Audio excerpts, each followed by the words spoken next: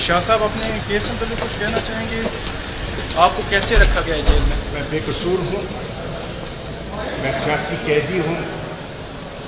دعا کیجیے کہ اللہ مجھے صبر سے جبر برداشت کرنے کی ہمت عطا کرے۔ میری جج صاحب سے ایک ہی گزارش ہے کہ انصاف میں دیر تو ہو سکتی ہے، اندھیر نہیں ہونی چاہیے۔ ٹارچر وغیرہ آپ پر کیا گیا یا کچھ منوانے کی کوشش کی گئی ہو؟ ہمت سے برداشت کر رہے ہیں۔ صاحب آپ پہ غداری اور ملک کی انٹیگریٹی کو نقصان پہنچانے کا الزام ہے، تو اس پر کیا کہیں گے؟ ملک سے نہ کبھی غداری کی ہے نہ کریں گے۔ یہ ملک ہمارا ہے، ہمیں عزیز ہے۔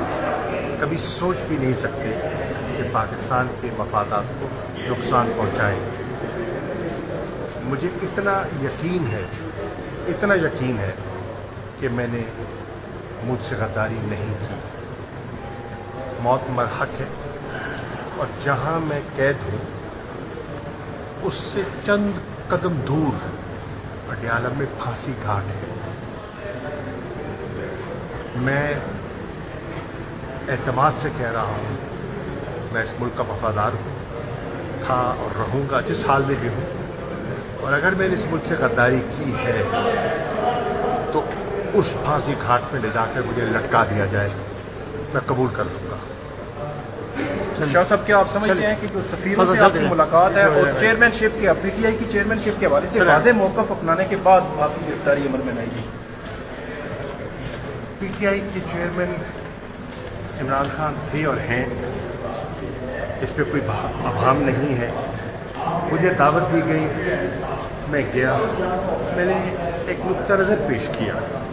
پاکستان کے لیے پاکستان کے مفادات کو اقبالیت دی ہے۔ میں سمجھتا ہوں ملک اس وقت ایک معاشی، ایک آئینی، ملک ایک آئینی، معاشی اور سیاسی بحران سے دوچار ہے۔ اس کا واحد راستہ انتخابات ہیں، شفاف انتخابات ہیں، اور ملک کو ڈگر پہ ڈالنا ہے۔ ہمیں اپنی ذاتی انا سے بالاتر ہو کر پاکستان کا سوچنا ہوگا۔ پاکستان اس وقت مشکل میں ہے اور ہمیں سب کو اپنی نظریوں پر نظر ثانی کرنی ہوگی، اپنی نظریے نہیں، اپنے موقف پر، اپنی حکمت عملی پر نظر ثانی کرنی ہوگی کہ پاکستان کے مفادات کو ٹھیس نہ پہنچے۔